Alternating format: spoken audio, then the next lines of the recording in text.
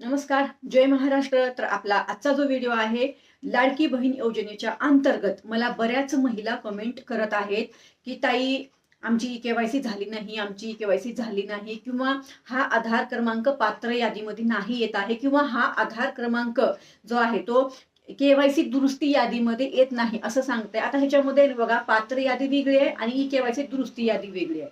आता तुमचा आधार क्रमांक जर पात्र यादीमध्ये नाही असं येत असेल, याचा अर्थ असा आहे की तुम्ही या योजनेच्या अंतर्गत पात्र नाही. मी ह्याच्यावर निकर्षाचा व्हिडिओ काल शेअर केलाय, तर तो निकर्षाचा व्हिडिओ एकदा पहा. 2026 मध्ये कुठल्या कुठल्या महिलांचे फॉर्म अपात्र होणार आहेत ते मी त्या व्हिडिओमध्ये सांगितले, कालच्या व्हिडिओमध्ये. तर तो कालचा व्हिडिओ पहा. जर तुम्ही योजनेच्या अंतर्गत पात्र नसाल तर तुम्हाला हा आधार क्रमांक पात्र यादीत नाही असंच येणार आहे, आणि म्हणून तुम्ही ई केवायसी करू शकणार नाही. तुमचा लाभ बंद झालाय, इथून पुढे तुम्हाला लाभ मिळणार नाही. हा मुद्दा सविस्तर क्लिअर आहे. हा आधार क्रमांक पात्र यादीत नाही ह्याचा. आता त्याचे काही काही कारण असतील, तुमच्याकडनं काही चूक झाली असेल, काही प्रॉब्लेम असेल, म्हणून तुमचा फॉर्म अपात्र झाला असेल. त्यामुळं तुमचा फॉर्म आता परत पात्र होणार नाहीये. जर तुमचं जर यादीतच नाव नाही पात्र यादीत, तर कसं काय तुमचा फॉर्म जे आहे ते पात्र होईल, हा एक विषय. इथं कुठेही डाऊट असेल, तुमचा काहीही प्रॉब्लेम असेल, तर याच्या अंतर्गत मला कमेंट करा. तुमच्या याच कमेंटवर परत उत्तरांचा व्हिडिओ शेअर करते. हा मुद्दा क्लिअर झाला.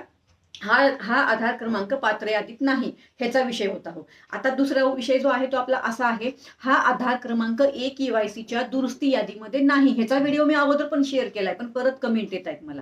तर त्याचा अर्थ काय माहितीये का, ज्या महिलांची ई केवायसी चुकली होती ना, आता त्याच महिला ज्या आहेत ना, ई केवायसी मध्ये दुरुस्ती करू शकणार आहेत, आणि त्याच महिलांची यादीमध्ये नाव आहे, बरोबर. आणि म्हणून त्या महिला ई केवायसी दुरुस्ती करतायत. जर तुम्हाला असं येत असेल की हा आधार क्रमांक ई केवायसीच्या दुरुस्ती यादीमध्ये नाही, ह्याचा अर्थ असा आहे की तुमची ई केवायसी चुकलेली नाही, म्हणून तुम्हाला तिथे जे आहे ते पोर्टलवर तुमचं यादीत नाव दिसत नाही, आणि म्हणून तुम्ही ई केवायसी करू शकत नाही. आलं लक्षात? आता तुम्ही म्हणाल ताई आम्ही काय करावं काय करावं, तर मी तुम्हाला सांगणार आहे या ठिकाणी, तुम्ही जानेवारीच्या हप्त्याचं वितरण होईपर्यंत थांबा. कारण बऱ्याच महिला आपल्या अशा आहेत, पात्र असून पण त्यांना नोव्हेंबर डिसेंबरचा हप्ता मिळालेला नाहीये. म्हणून मी काय सांगतेय, आता इथं काही करू शकणार आहे का? नाही. अंगणवाडी ताईंकडे जाऊ नका, बाल कल्याण विभागाला जाऊ नका, त्या 181 नंबरवर कॉल करू नका, कारण तुमच्या तक्रारीच कोण घेणार नाहीये, आणि ते लागत पण नाहीये, फोन पण लागत नाहीये. आलं का लक्षात?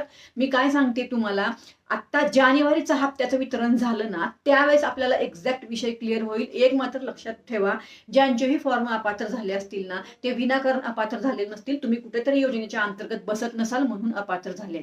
आणि मी जे प्रयत्न करते ना ई केवायसी साठी, तर ज्या माझ्या गोरगरीब गरजू महिला आहेत त्यांच्यासाठी मी प्रयत्न करते, आणि मी कायम हे प्रयत्न करतच राहणार आहे.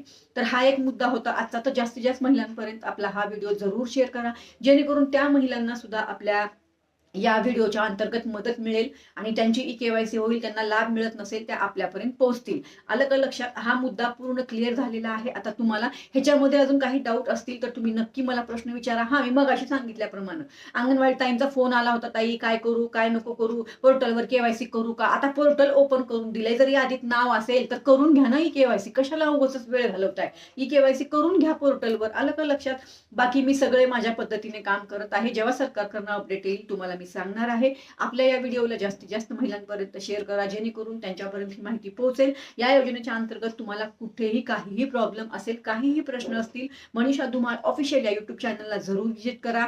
आपले सर्व सोशल मीडिया अकाउंट जे आहे ते तुम्हाला गुगलला पाहायला मिळतील, मनीषा धुमाळ नावाने किंवा मनीषा धुमाळ ऑफिशियल नावाने, कारण गुगल पण आपली माहिती देतं त्या ठिकाणी तुम्हाला.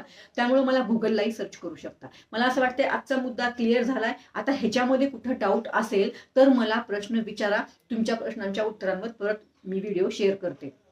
चला तर मग, आणि इतर महिलांना शेअर जरूर करा. असं विचार नका करू मी शेअर का करू, कारण बऱ्याच महिलांना अडचणी. माझ्या इंस्टाग्रामला बघा केवढ्या कमेंट येत आहेत, मला उत्तर देता देता माझ्या नाकीनं आले इतके मला कमेंट येत आहेत. त्यामुळं एक एक विषय आता मला पण क्लिअर होतोय की काय काय प्रॉब्लेम आहे योजनेच्या अंतर्गत. तुम्हाला मेन म्हणजे पात्र लाभार्थ्यांना लाभ मिळणार आहे, कुठेच डाऊट नाही, पण ज्या अपात्र आहेत त्यांना लाभ मिळणार नाही, हाही मुद्दा क्लिअर आहे. आता मी जोपर्यंत तुमच्याशी बोलत नाही ना तोपर्यंत मला कळत नाही. लवकरच लाईव्ह घेऊ या विषयावर. माझ्या घरात थोडंसं काम चालू आहे, त्यामुळे मी लाईव्ह घेत नाहीये.